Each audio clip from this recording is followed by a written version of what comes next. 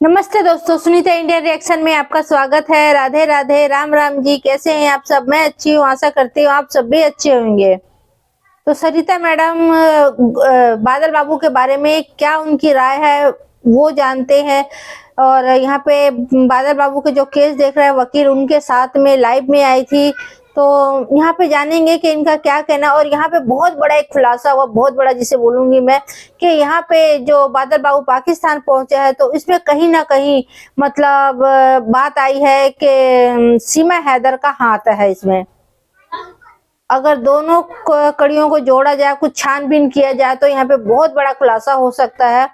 क्योंकि कहीं ना कहीं जो सीमा हैदर बोलती रहती हैं कि पाकिस्तान में मेरी बहुत बहनें ऐसे हैं जो दुखी हैं, भारत आना चाहती हैं, तो हाँ आप लोग जाओ, उनको लेके आओ, पबजी खेलना स्टार्ट कर दो। इस तरह से जो बातें करती रहती है सीमा हैदर अपने लाइव में बैठ के। तो यहाँ पे जो सरिता मैडम है उन्होंने ये खुलासा किया है कि उसका हाथ हो सकता है इसमें, कहीं ना कहीं इनकी कड़ियां जुड़ जाएंगी अगर यहाँ पे थोड़ी बहुत छानबीन करा जाए तो चलिए जानते हैं। ये छोटी सी क्लिप लगाती हूँ तो लाइव में इनका क्या राय है और इन्होंने क्या कहा लोगों के सामने, क्या अपना इंटरव्यू दिए हैं। तो चैनल में नए हैं तो चैनल को सब्सक्राइब, वीडियो को लाइक जरूर करें। आर्गुमेंट करना चाहती थी और मैं सबसे पहले तो आपका बहुत बहुत धन्यवाद करती हूँ कि आपने इस केस को लिया। आपने उनके माता पिता का दुख देखा, उनकी माली हालत देखी और उनकी जो व्यथा है वो सुनी और आप उनके संपर्क में रहते हैं। उसके लिए मैं पूरे हिंदुस्तान की ओर से आपका शुक्रिया अदा करती हूँ। Thank you so much. Thank you so Sarita. Much. Seema Haider case में बहुत अच्छा अपनी भागीदारी निभाई। जिस तरह से 19 महीने से हम आपको भी देख रहे हैं और आप बहुत अच्छी भागीदारी निभा रहे हैं। और वहीं एक तरफ आप कहते हैं कि मैं बेल के लिए अप्लाई कर रहा हूँ, दूसरी तरफ वो कहते हैं कि नहीं मैं सजा दिलाऊंगा। तो यहाँ पे हम नहीं चाहते कि दोनों भाई, देखिए सर, जो वहां का कॉन्स्टिट्यूशन है ना, उसको भी हम उसको एग्री करते हैं, उसको हम डिनाई नहीं करेंगे। जो सजा बनती है बिल्कुल डेफिनेटली बनेगी, क्योंकि यहाँ पे सीमा हैदर को हीरो बना दिया गया है।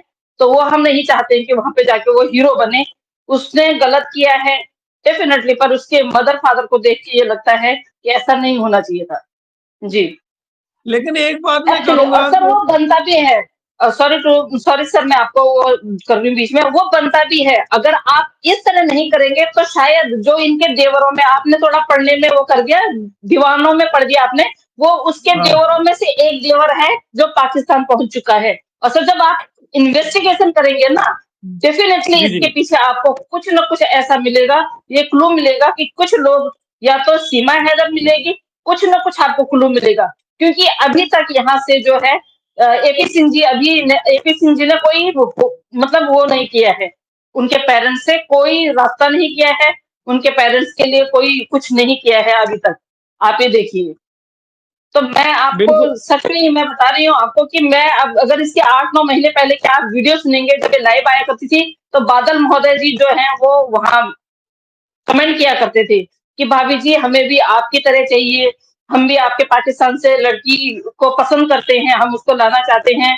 तो आप यकीन कीजिए कि मोहतरमा ने जिस दिन बादल बाबू पकड़े गए थे, उस दिन बादल बाबू जिस दिन पता चल गया था, तो उस दिन इसने एक वीडियो बनाई। लेकिन हम इसके हर चीज से जोड़ना मतलब वो करते हैं कि जोड़ते हैं हम। तो इसने साफ साफ जो है एक वो दिया है, एक इंफॉर्मेशन दी है। एक कपड़े का जो होता है पैंट शर्ट का वो होता है, पीस होता है, तो ये लेके जाती है उसके पास, लप्पू के पास। तो ये सीधा ये नहीं बोलती है, ये लप्पू को आज तक इसने कभी नहीं बोला सर कि आप पाकिस्तान जाओ या तू पाकिस्तान जा या कुछ। तो उस टाइम पे ये क्या बोलती है उस कपड़े को लेके, ये कपड़े सिलवाई है अपने लिए नहीं, हम जो है ये सोचती है कि हिंदुस्तान वालों को मैं पागल बना रही हूँ, हम इसकी भी दादा दादी और नाना नानी हैं। ये जो जहां से इसकी भाई इसकी सोच खत्म होती है, वहां से हम हिंदुस्तानियों की सोच शुरू होती है।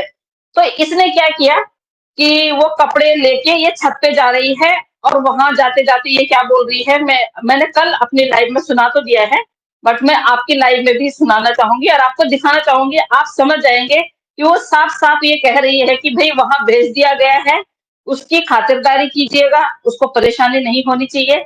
ये सब इसने इनडायरेक्टली बोला। जी, तो हम इसकी हर बातों पे नजर रखते हैं, हर चीजें हम इसकी देखते रहते ये हैं, तो बट ये तो आपने ये तो आप बहुत बड़ी ब्रेकिंग न्यूज ही बता रही हैं, बहुत बड़ी जी। ऑफ कोर्स ये सर मैं ही नहीं, ये मैं तो उसको देखती भी नहीं हूँ, चैनल को देखती भी नहीं थी, ना पहले देखती थी ना अब देखती हूँ। बट जिन लोगों ने उसको देखा है, जो लोग उसको देखते हैं, सब लोगों ने मेरी लाइव में आके कमेंट्स किए कि सरिता दीदी ये तो क्या बोलते हैं, ये तो वो बादल है जो उसके उसमें कमेंट किया करता था, ये तो वो बादल है जो इसको भाभी भाभी बोला करता था, ये वो बादल है जो भी है, मतलब बादल के लिए ही बोला गया था कि ये कमेंट करता था और ये इससे ना संपर्क में था। तो मैं आपको ये थोड़ा सा सुना देती हूँ, आप देखिए। और उन लोगों जी बिल्कुल, वीडियो क्लियर नजर आ रहा है।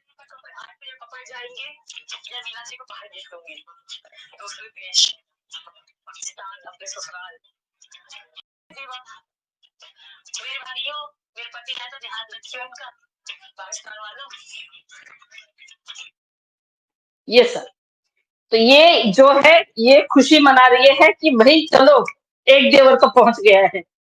तो सर इसकी हर चीज, hello Sarita ji, hello hello Manju ji, कैसे? तो सर इसकी एक एक बात पे, एक एक चीज पे हमें वो रहता है, नजर रहती है हमारी कि ये कब कौन सी चीज बोलेगी और उसका हमें मीनिंग क्या निकालना है। ये सोचती है कि मैं ही चालाक हूं, जहां से इसकी भाई के रिश्ते सोच खत्म होती है, वहां से हम लोगों की सोच शुरू हो जाती है। हम इतना गरियाते हैं, इसको इतना उधेड़ते हैं, उसके बावजूद भी यह हालत है। प्रेगनेंसी का ढोंग कर रही है और बादल को वहां भेज दिया है। तो बहुत सारे ऐसे कॉमन ऐसे वो निकल रहे हैं कि जिससे ये पता चल रहा है कि इसका हाथ है बादल को भेजने में सर। बिल्कुल। देखिए, उसमें बात तो आपकी ठीक है श्रीता सर, लेकिन इसमें एक चीज है। मैं ये कहूंगा कि देखिए, एक चीज होती है कि कोई बंदा इलीगली एंटर करता है, उसकी नीयत ये होती है, उसकी इंटेंशन ये होती है कि मैं वहां पे जाऊंगा, मैं वहां के लोगों को नुकसान पहुंचाऊंगा। जैसे अजमल कसाब चला गया और उसने वहां पे जी जाके बहुत सारे लोगों को नुकसान पहुंचाया। और वो अगर एक बंदा किसी बेवकूफी में या नादानी में किसी से इंस्पायर होकर आ गया है, तो मेरे ख्याल में उसको सजा तो होगी। मैं ये नहीं कहता कि उसको बिल्कुल हीरो बना के आप छोड़ दें, लेकिन ये कि उसके साथ थोड़ी सी नरमी इख्तियार करनी चाहिए, उसको थोड़ी कम सजा होनी चाहिए, क्योंकि वो यहाँ पे किसी को नुकसान पहुंचाने नहीं आया और किसी और स्पेशल मिशन पे नहीं आया। तो अगर तो ऐसी चीज निकल आती है, वो किसी स्पेशल मिशन पे नहीं आया, वो कोई एजेंट नहीं है, वो सिर्फ सीमा हैदर को फॉलो करके, या आप कह लें इस लड़की जिसके साथ उसकी बात हो रही थी उसकी बातों में आकर, तो ये इसको हम कहेंगे कि ये उसकी स्वीट नेग्लिजेंस है। ठीक है। जी नेग्लिजेंस में और क्रिमिनल इंटेंशन में तो बहुत फर्क है। आप ये कह सकते हैं कि उसने एक नेग्लिजेंस की है, एक गफलत उसने की है, उसको नहीं करनी चाहिए थी। और तो उस लिहाज से उसको फिर सजा जो है उस हम कोशिश करेंगे कि वो कम, ये यही हम मैं इस केस में कोशिश कर रहा हूँ। बाकी जो आपने रोशन अजीम साहब की बात की, तो रोशन अजीम साहब के लिए तो मैं सिर्फ इतना ही कहूंगा, वो बड़े वकील हैं, सुप्रीम कोर्ट के वकील हैं, तो वो बड़ा दिल रखे, जी हम उनको लेकर आएंगे, वो बिल्कुल। बड़ा दिल रखें, वो दिल छोटा ना रखें। और मैं जानता हूँ कि उन्होंने बहुत ज्यादा स्ट्रगल किया, आपने भी देखा, मोमिन सर भी कर रहे हैं, अभी भी कर रहे हैं, और जी सर। अभी भी कर रहे हैं। तो मैं ये कहूंगा कि वो इसमें बड़ा दिल रखें। यहाँ पे इसके पास कोई वकील नहीं है। अगर तो ये सीमा जी हैदर की तरह यहाँ पे होता, इसको कोई एपी सिंह मिला होता, ये यहाँ पे बहुत ज्यादा मीडिया इसको प्रमोट कर रहा होता, तो ये यहाँ पे कोई आप कह लें कि पूरा भारत को गालियां दे रहा होता, ये कंट्रोवर्सी फैला रहा होता, फिर तो हम इसका बैंड बजा देते। फिर तो हम इसको यहाँ जी पे फिर तो हम यहाँ पे वकालत तो दूर की बात है, फिर तो हम इसके अगेंस्ट खड़े होते। लेकिन यहाँ पे कोई ऐसा ऑफ सिनेरियो नहीं हुआ, ये उससे उससे काफी मुख्तलिफ केस है। ये यहाँ पे आया, ये यहाँ पे बकरियां चराता रहा, धिक्के खाता रहा, धिक्के खाने के बाद वो लड़की ने भी इसे इनकार कर दिया, कोई मीडिया फेम नहीं, कोई इंटरव्यू नहीं। आखिरकार पुलिस इंटरव्यू लेने आ गई, वो अरेस्ट करके ले गए। अरेस्ट करने के बाद वहां पे जो इन्वेस्टिगेशन है वो फेस कर रहा है, अभी जेल में है, किसी किस्म की एक पिक्चर भी उसकी सामने नहीं आई। तो कि लड़की को अंडर एज बता रहे हैं, तो क्या अंडर एज लड़की को वहां पे सजा होगी?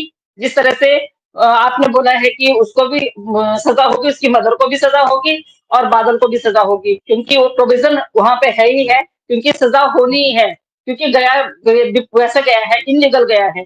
जहां तक आप जो कोशिश कर रहे हैं उसको सलाम है, बट जहां रोशन अली अजीम सर को मैंने सुना तो थोड़ा सा डर लगा कि रोशन अली अजीम सर जो है वो बस जल्दी से हमारी साइड आ जाए और वो थोड़ा सा नरम दिल रखे। बस उनसे भी रिक्वेस्ट करूंगी वो नरम दिल रखे, और एक बाप की जो जिस तरह से एक मजलूम बाप 19 महीने से चीख रहा है, चिल्ला रहा है, इस तरह इस बाप के साथ ना हो, क्योंकि इस बाप को जो है वो जब यहाँ हिंदुस्तान आ जाएंगे, डेफिनेटली जैसे उनको वीजा मिलेगा तो उनको न्याय भी मिलेगा, अन्याय उनके साथ में नहीं होगा। हमारी अदालतें जो है बच्चों के रिलेटेड जो केसेस होते हैं उनमें बिल्कुल निराश नहीं होने देती है, और बच्चों को डेफिनेटली उनके उस पेरेंट्स को देते हैं जो पेरेंट्स जिसका किरदार एकदम अछूता हो, लाइक कि एकदम नीट एंड क्लीन हो।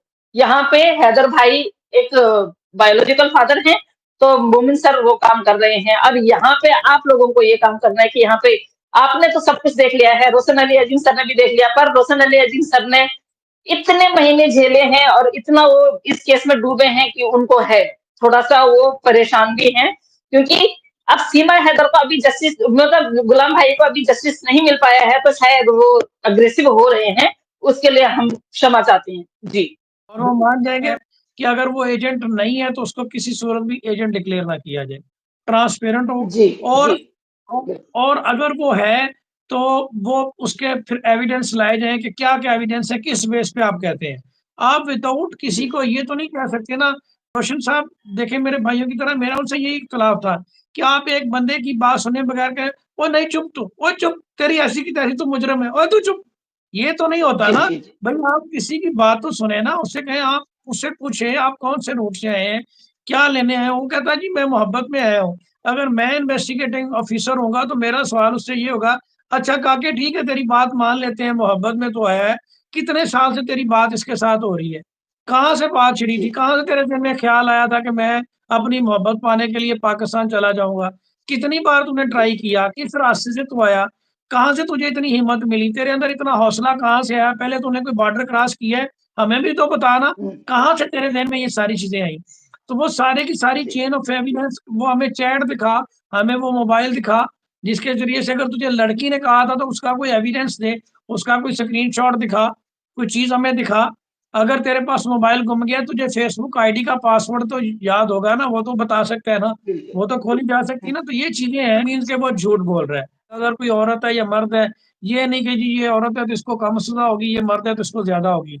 और रही बात उसकी मदर की, कुछ औरतें ऐसी होती हैं जिनके सकिंग बेबी होते हैं, जिनके बच्चों को लुक आफ्टर करना होता है, तो ऐसी औरतों के अगेंस्ट जब कोई केस पाकिस्तान में आ जाए तो उनके बारे में थोड़ा अदालतें लीनियंट व्यू रखती हैं, सजा कम करती हैं, बच्चों को देखते हुए या इस चीज को देखते थोड़ा नरमी इख्तियार करती है, लेकिन सजा फिर भी होती है। बाघा बॉर्डर से जाना तो नामुमकिन है, क्योंकि दोनों तरफ की वहां पे सिक्योरिटीज जो होती हैं अलर्ट होती है 24/7, तो वहां से तो जाना नामुमकिन है। अब वो ये क्यों नहीं बता रहा है, क्यों मुंह नहीं खोल रहा है, ये हमें प्रॉब्लम हो रही है कि बेटा आप बताओ, जितना आप बताओगे, क्योंकि जब तक आप बताओगे नहीं तो आपकी हेल्प भी कैसे की जाएगी। 1-2 महीनों में इसका फैसला कर दें, विद इन 1 मंथ इसका फैसला कर दें, ताकि जिस तरह से सीमा हैदर का केस सालों साल लटक गया उस तरह से ये लटके ना, और इसका जो भी डिसीजन आना है, इसको जो भी सजा होनी है, जो भी मामला होना है, वो सामने आ जाए और उसके मुताबिक लोगों को पता चल जाए कि इसने कितने अर्से बाद डिपोर्ट होना है, क्या होना है, वो चीज़ एक सामने आए। फाइनली तो इसने डिपोर्ट ही होना है। अगर ये वो निकल आता है, एजेंट वगैरह नहीं निकलता, तो फिर तो इसने डिपोर्ट ही होना है। अगर वो वाकई ये बात निकल आती है कि उस लड़की के बुलाने पर यहाँ पे आया, उस लड़की की माँ के बुलाने पर आया और लव के चक्कर में आया, तो वो अगर कहता है, सीमा हैदर की तरह कहता है कि जनाब मैंने पाकिस्तान में ही रहना है, मैंने वापस ही नहीं जाना, एक सिनेरियो ये हो सकता है जी मैंने इससे शादी ही करनी है, तो फिर क्या होना चाहिए, फिर क्या करें। अगर वो कहता है जी मैंने शादी ही करनी है, मैंने तो इसके साथ ही रहना है, अब उसने इनकार कर दिया, तो फिर हम क्या करें, फिर क्या होना चाहिए श्रीधर सिंह। फिर ये तो पेरेंट्स को पूछा जाएगा ना, पेरेंट्स बताएंगे हाँ, कि भाई इसको, पेरेंट्स की जिम्मेवारी है ये। तो दोस्तों आपने सुना वकील का और सरिता मैडम का यहाँ पे बयान कि उन्होंने क्या कहा अपने लाइफ के अंदर। और यहाँ पे इन्होंने भी बताया कि भाई जो सीमा हैदर है पूरा उसका हाथ है। इन्होंने थोड़ा सा क्लू भी दिया कि भाई ये देख सकते हैं आप। और यहाँ पे मतलब ये भी बोला गया कि बादल बाबू के केस को इतना ज्यादा लंबा ना खींचे, ताकि जिस तरह से पाकिस्तान में गुलाम हैदर 2 साल से मतलब अपने बच्चों के लिए रो रहा है, गुहार लगा रहा है और कोई सुनवाई नहीं हो रही है, कहीं उसी तरीके से यहाँ पे हिंदुस्तान में जो बादल बाबू के उनके माँ बाप के साथ ना हो। और यहाँ पे मैं बोलूंगी मतलब जैसे मैं पहले भी बता चुकी हूँ कि अपने शुरुआत में ही मैं जब बादल बाबू वहाँ पे गिरफ्तार हुआ था, जब मैं सुनी थी तब वीडियो बनाई थी, तब मैं उसमें भी बताई थी आप लोगों को कि उससे सबसे पहले तो यही मतलब पूछना चाहिए था, भाई तेरे पास मोबाइल नहीं था, कुछ भी नहीं था, तो यहाँ तक पहुंचा कैसे, ये वाली बात आ गई। और जो भी फेसबुक से जो भी उनके मतलब बातचीत होती थी, जो भी होती थी, तो उसका पासवर्ड वगैरह और फेसबुक कौन से चलाता था, किस मोबाइल में चलाता था, ये सारी जानकारी तो उससे ले सकता है ना, ताकि उसमें उनकी जो बातचीत है वो सारी चीजें खुलासा हो सके। चलो अगर बादल बाबू के पास वो खो गया, टूट गया, जो नहीं भी था, वो जैसे बोल रहे मेरे पास फोन ही नहीं था अभी मतलब कुछ दिनों से, तो लड़की के पास तो होगा ना सारा सबूत, तो उसका भी मोबाइल अपने कब्जे में ले जो सरकार है, प्रशासन है, वो और छानबीन करना चाहिए, तभी तो कुछ जल्दी से जल्दी मिलेगा और इस केस में फैसला होगा। आप लोगों का क्या कहना है? आप लोग भी पूरी क्लिप यहाँ पे सुना, आप लोगों ने समझा सुना, दोनों चीज ही किए, तो आप लोगों का क्या राय है कमेंट करके जरूर बताना। और सरिता मैडम के बातों से कितना सहमत है आप, ये भी मुझे कमेंट करके बताना। तो भाई मैं तो कहती हूँ यहाँ पे जैसे यहाँ पे बोला गया है कि कभी भी गुलाम हैदर इंडिया पहुंचने का देर है, इंडिया पहुंचते ही उसका बच्चे उसको सौंप दिया जाएगा, क्योंकि हमारे जो भारत के प्रशासन है वो ये देखता है कि भाई माँ बाप में से सही कौन है और गलत कौन है, तो जो मतलब सही है उसी को बच्चे सौंपते हैं। तो सीमा हैदर तो यहाँ पे गलत है, ये गलत तरीके से बच्चों को लेके आई, गलत तरीके से बच्चों से यहाँ नारे लगवाए, गलत तरीके से यहाँ पे बच्चों का जो धर्म है वो चेंज किया और खुद भी चेंज किया अपने धर्म। ये तो ये सारी गलतियां, तो गलती पे गलतियां सीमा हैदर करती गई है जब से आई है, जब से खुद ने पाकिस्तान के गलत नारे लगाए, बच्चों से लगवाए, तो खुद लगा रही बच्चों से लगवाने से कोई मतलब नहीं बनता था। और आज तक से बादल बाबू के जो माता पिता है उनके आंसू मैं कहूंगी एपी सिंह के कानों तक शायद नहीं गया है, आंखों तक नहीं दिखाई दिया है उसको। जो पाकिस्तान से गैर कानूनी तरीके से हमारे भारत में प्रवेश हुई मुसलमानी, एक उसके आंसू दिख गए उसको, उसके मतलब उसके इसके लिए लड़ने के लिए खड़े हो गए जो एपी सिंह है वो। और जो बादल बाबू के उनके माँ बाप को अभी तक पूछा भी नहीं है, ना कोई बात हुई है उनसे, ना कुछ भी नहीं, कोई इसके बारे में वीडियो जारी उन्होंने नहीं किया है। तो दोस्तों आप लोगों का क्या कहना है कमेंट करके जरूर बताना। तो आपका एक लाइक एक कमेंट मेरे लिए बहुत मायने रखती है, तो प्लीज लाइक कमेंट करना ना भूले। तो आज के लिए इतने दोस्तों, फिर मिलते हैं किसी नेक्स्ट वीडियो में, तब तक के लिए जय हिंद जय भारत।